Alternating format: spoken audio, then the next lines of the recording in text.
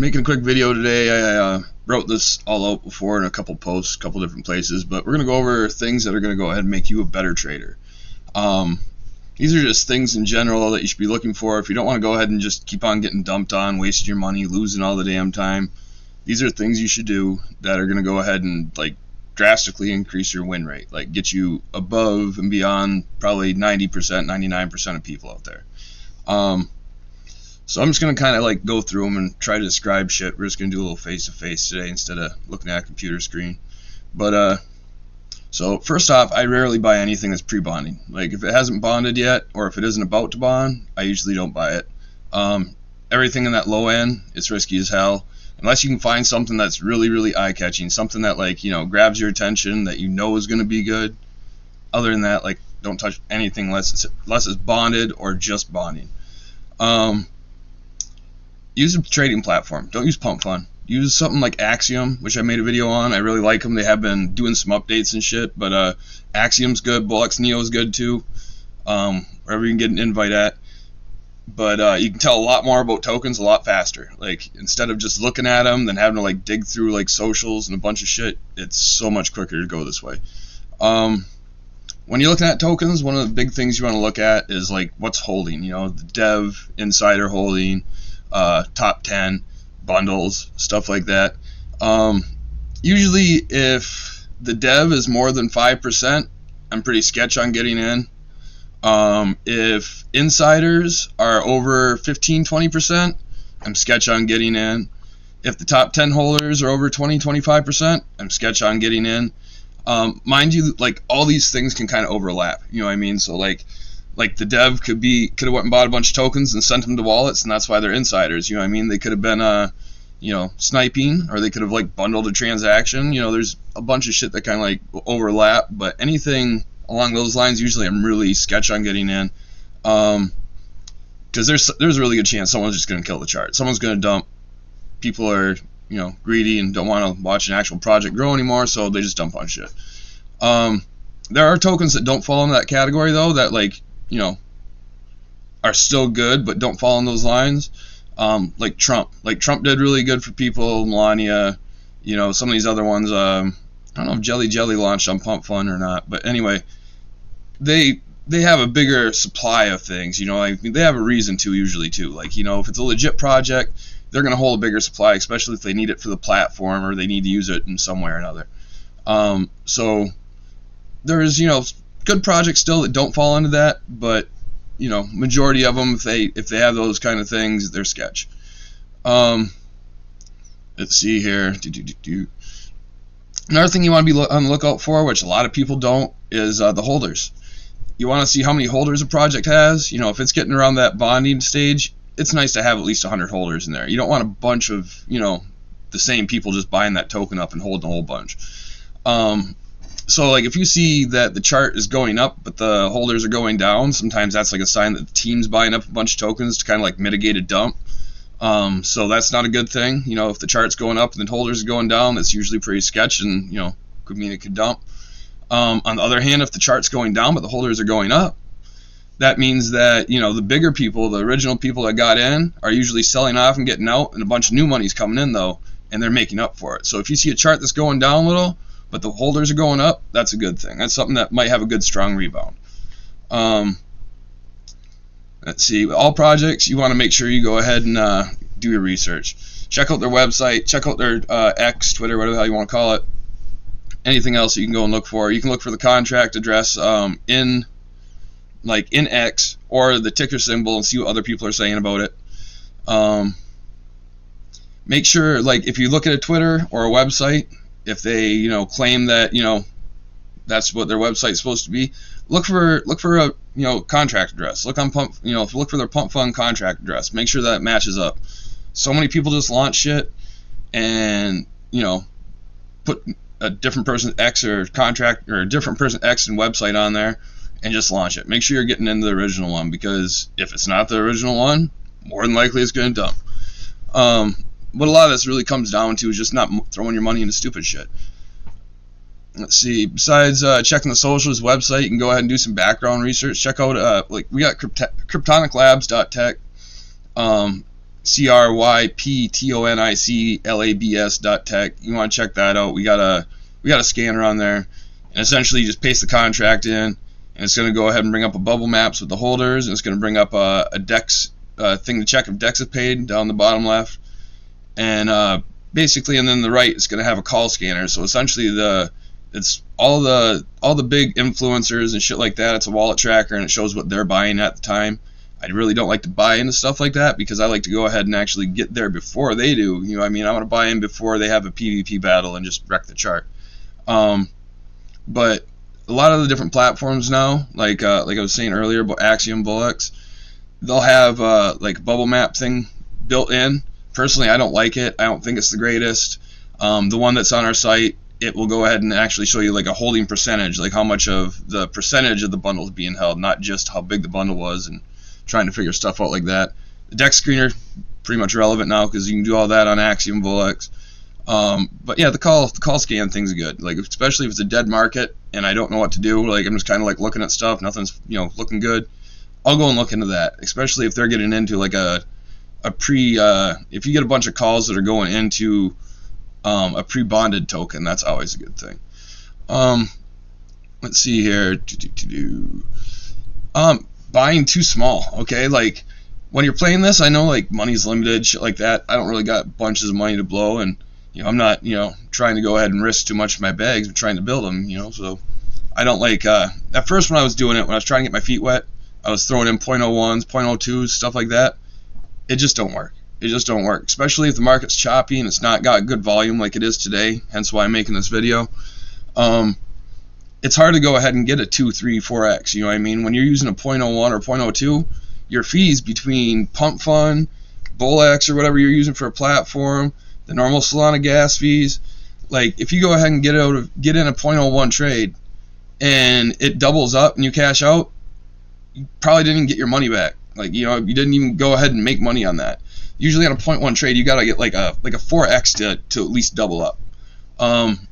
One night I did sit there and I traded from 0.01 to 0.89, but there was runners, and I was catching them. Only way you'll ever do that kind of shit, but you got to go ahead and like up your bags a little bit.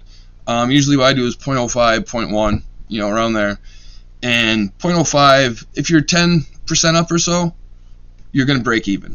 So 0.1 is a little bit better because then you're 10% up and you're making a tiny bit, maybe a 0.05 or 0.01, but you're making something at least. That way you can actually go ahead and scalp. If not, like you can't scalp with small bags. You gotta at least up it a tiny bit, which I mean 0.05 and 0.1 is still pretty small. It's only 40-50 bucks, but yeah, you gotta go ahead and have a little bit of bags to go ahead and do that kind of stuff. Non-legit tokens you can make money off too. That's the thing. Like good project comes out and there's gonna be the alpha, and then there's gonna be fucking 10 betas that come out after it. There's gonna be 10 other ones that go ahead and try to mimic the original, whether it's a parody or just like straight up trying to copy it.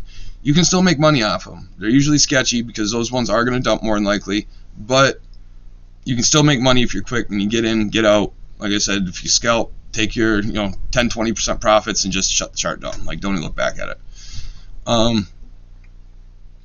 Let's see. Oh, never marry your bags. Never get too attached to anything, especially with how this market is, with all this meme coin, Solana, pump fund junk. Nothing lasts more, like, I shouldn't say nothing. Very, very few, like 99.9% don't last more than a day. Plain and simple. Most don't last more than a couple hours. But yeah, so don't marry your bags. Get your money, secure your profits, get the hell out. They're not going to last. You don't want to hold this stuff overnight. Unless it's something really, really good and actually has utility or something. But I mean really, really good. Not just like, oh, someone made AI things. Really good. Let's see. Oh, yes. Setting up take profit stop loss. If you're using something like Axiom, you can go ahead and set stop losses and take profits. And you can actually go ahead and just set it so every time you get in a trade, it just does it for you. Normally what I do is I do a minus 50%. I'll sell everything. So if it goes down half, I'll sell everything. That way, say I got a solid that I'm going to play with, and then I'm going to go ahead and do 0.1 trades. Well, every 2.1 trades ends up being another one that I get to get into because I pulled out halfway through. You know what I mean? Halfway down. Usually I go ahead and set my first take profit at 150%. So if I am 2.5x up basically, I will go ahead and take 50% of my profit, or 50% of my bag I'll cash out. That way I'm getting my initial investment back and a couple bucks. So usually if I'm doing like, when I do like a 0.1 and I hit my first take profit, I'm pulling out like 0.12, 0.13, something like that. My second one, I'll set usually around 400, 4 or 500, 4 or 5x. And I'll do that for 25%.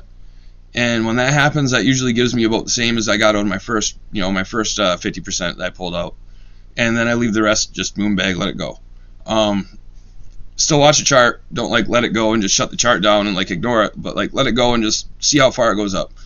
I've gotten to so many runners where I just went and tried to scalp in and out. Like you got to have like almost like 2 different mindsets with this. You have to have like, this is gonna make like long-term money, and like this is just quick money, because this ain't gonna last. I got to go ahead and get in, get some liquidity, you know what I mean, and get the hell out. Where on the other one, you want to go ahead and get in, secure your initials, and ride it. Like Jelly, I got into it like 300,000 market cap, pulled out like a 5x, and I was all excited. Ran up like, yeah, like way more. Like I literally could have pulled over 100x out that. I had like in 3-4 days when the market was really going good, I did that like 4 or 5 times where I pulled out for, an $80 profit, and I could have pulled out for like, an $80,000 profit. So always leave moon bag. Always leave moon bag. That is, unless you think it's trash. But like I said, watch it, and if it starts going to hell, just get the hell out. It's really good to go ahead and actually use like charting skills. If you know what you're doing, like I can't do that in this video, but learn some charting skills. Like Bollinger Bands and the VWAP are 2 really good ones. The VWAP, just gonna be a line that comes up on the screen and it rides underneath. The bars dip below and they stay below. That means that it broke resistance and it's going down usually. For Bollinger Bands, it's basically like 3 lines that are going to be on the chart. Bottom part's, going down, or lower part, and the top part's going up. So if it breaks past that and it starts going up, you're on a good upwards resistance, good upward swing. 2 really easy, charting techniques. Make sure you get it down. You can also use like fib retracement, stuff like that too, but at least know those 2. Let's see here.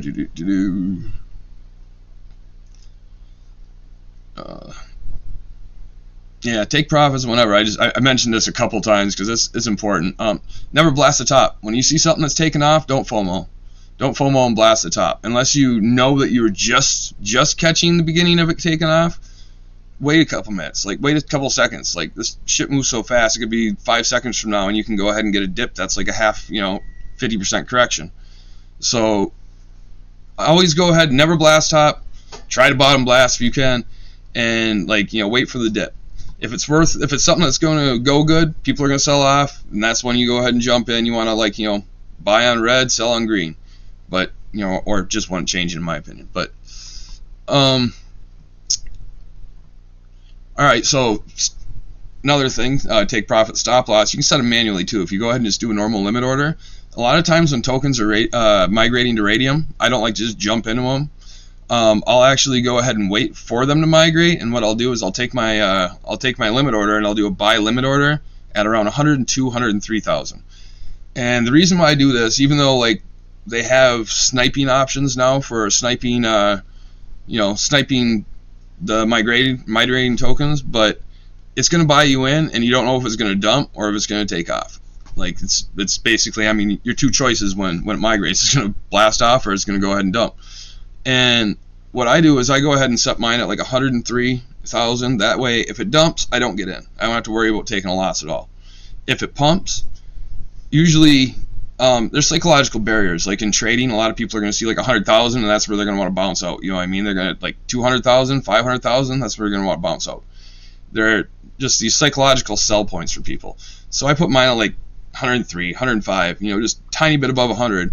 And that way, if it dumps, I don't get in. I don't got to worry about losing any money. And if it takes off, I'm still catching it like basically right at bonding. I'm still getting it like 20,000 more than what it was at bonding. One last thing, yep. Trading rules. Come up with trading rules. Like, usually at the end of every day, I'll go ahead and try to look at my trades I got into. Try to remember like why I got into it, what I was thinking at the time, how it went, stuff like that.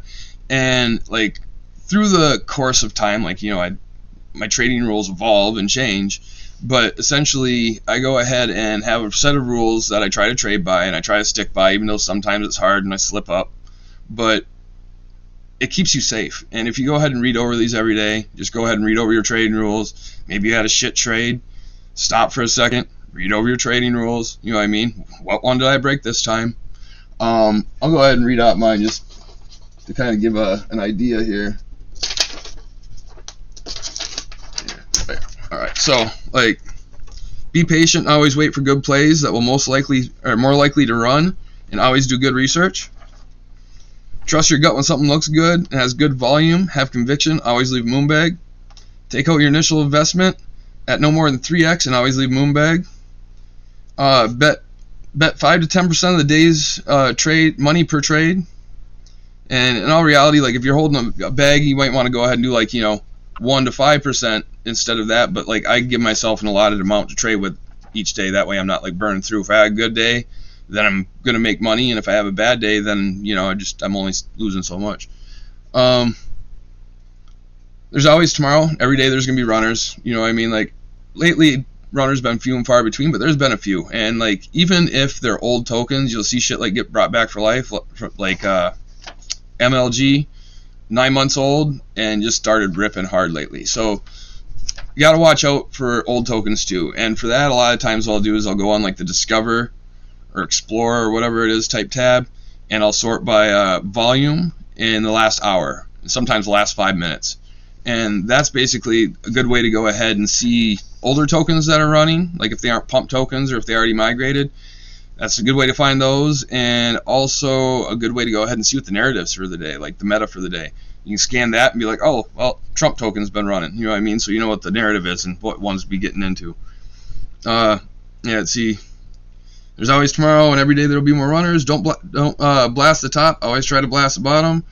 When you close the chart, you stop trading the token. That's one of my things. Like, I might keep it open, and I might swing it in and out a couple times, but as soon as I close that chart down, I don't bother with it. So many times I come back to trades, like, I'll be like, oh, did all right, made a buck, shut it down, and then 10 minutes later, someone's like, oh, it's ripping, and I'll jump back in, and I'll be like, yep, fuck it, throw a bag in, and then lose money. Like, everything I went and made off of that is gone, plus some usually, so it's not worth it, in my opinion at least. Never revenge trade. You start getting mad, you get pissed at yourself for something, and you're trying to make up for it, and you're trying to, like, get your bags back type of thing. Take a break. People say go ahead and touch grass and whatnot. I don't got grass, I got snow, so I can't really do that right now, but just take a break, go meditate, something. Go get something to eat, something. Slow days, sometimes it's best not to trade. Take this time to study trades and learn, or take the time to work on coding software projects. So essentially, well, like this video, I'm doing this video because it's a bad day in the market, you know what I mean? So instead of making money trading and stuff, or losing money trading, usually what happens in these kind of things, work on other things, make money other ways, you know what I mean? Build up other stuff, do things I've been meaning to do around the house, whatever it is. When done trading for the day, keep the next day's starting amount in the wallet, move the rest of the main wallet or in long-term investments. So, like, I don't go ahead and leave stuff in my trading wallet, whatever I got hooked up to a bot or platform, what the hell I'm using, like Axiom. I'll go ahead and keep all my money, or the bulk of my money, in one wallet, and then I'll just move over what I'm going to trade. If I'm just going to, it's kind of like a slow day and I don't like it, like, maybe I'll throw 0.5 over there just to play with, but, like, whatever I'm going to trade that day, trade the next day, whatever, I leave there, or put there the night before. But, yeah, I don't know, that's what all I can think of. If you guys think of anything else, like any other tips, hints, tricks, shit like that, by all means, drop them in the comments. Let's go ahead and learn together and make money together. You guys have a good one.